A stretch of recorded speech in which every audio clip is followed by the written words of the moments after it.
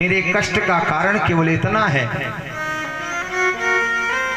कि हम 100 भाई थे, 100 में से एक भी नहीं बचे।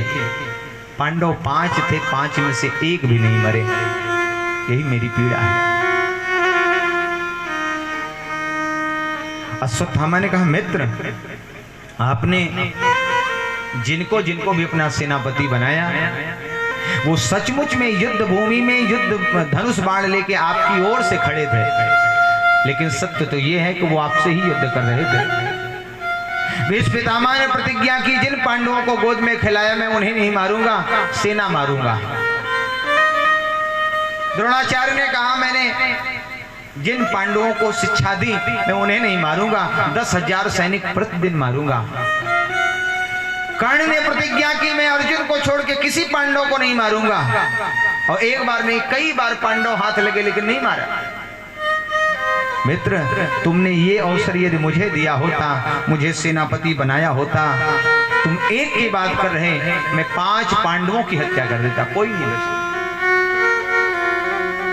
जब तक है श्वास तब तक है आस, डूबते को तिनके का सहारा होता है। दुर्योधन ने कहा, मित्र, जब तक योद्धा जीवित होता है तब तक युद्ध समाप्त नहीं माना जाता। मैं तुम्हें राज तिलक करता हूं, मैं तुम्हें अपना सेनापति घोषित करता हूं और कहता हूं, आप पांडवों में से एक को मार दो, मेरी मृत्यु सुधर जाएगी, सुखद हो जाएगी। अश्वत्थामा पांडवों को मारने चला। इधर 5 पांडव भोजन करके अपने अपने बिस्तर पे सोने जा रहे हैं। भगवान ने डांटा, भैया क्या करने जा रहे हैं? आपने महाभारत जैसा महान युद्ध जीता है और इस महान युद्ध को जीतने के बाद उत्सव मनाना चाहिए, और आप सोने जा रहे हैं।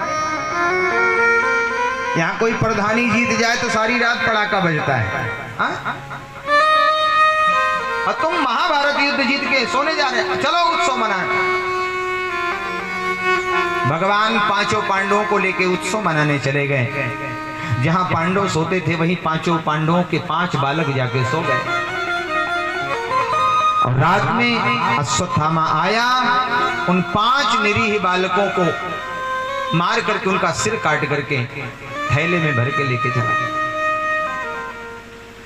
मित्र, आप कह रहे थे एक पांडव मर जाए, मैंने 5 मार दिए, अब 5 के सिर निकाल के रख दिए।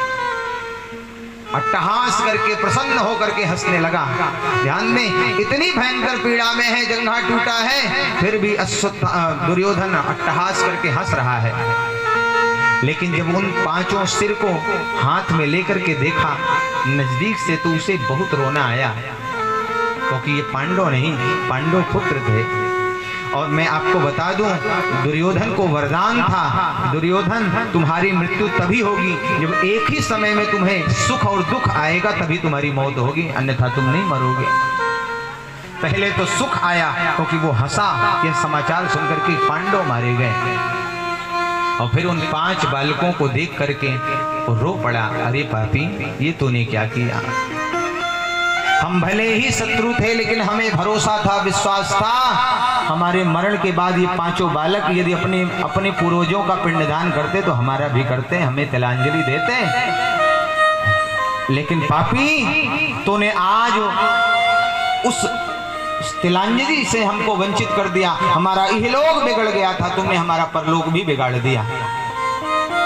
और फटकार करके, अरे दुष्ट, तूने ये क्या कर दिया? और उसी पीड़ा में तड़प करके दुर्योधन मर गया। इधर अश्वत्थामा समझ गया कि हमें अब छोड़ने वाले नहीं। अर्जुन को रथ में बैठा के भगवान दौड़ पड़े। अश्वत्थामा ने ब्रह्मास्त्र चलाया तो भगवान ने अर्जुन को कहा, लोहे को लोहा काटता है, इसलिए ब्रह्मास्त्र चला के शांत करो। ब्रह्मास्त्र चला के शांत किया और अश्वत्थामा को पकड़ करके बांध लिया, बांध करके रथ में पटक दिया। भगवान ने कहा, अर्जुन ये क्या कर रहे हैं?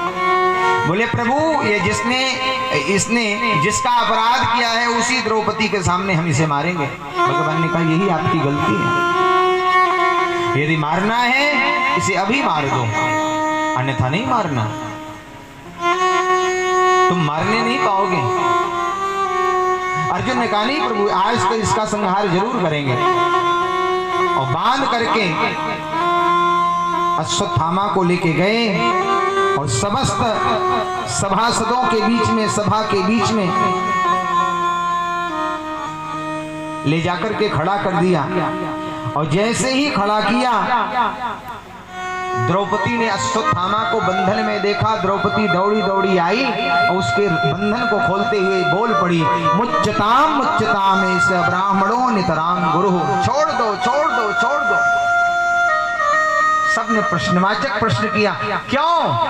बोले ब्राह्मणों नितराम गुरु। एक तो ब्राह्मण है, दूसरे गुरु पुत्र है। ब्राह्मण के साथ, गुरु पुत्र के साथ ऐसा व्यवहार उचित नहीं, से छोड़ दो।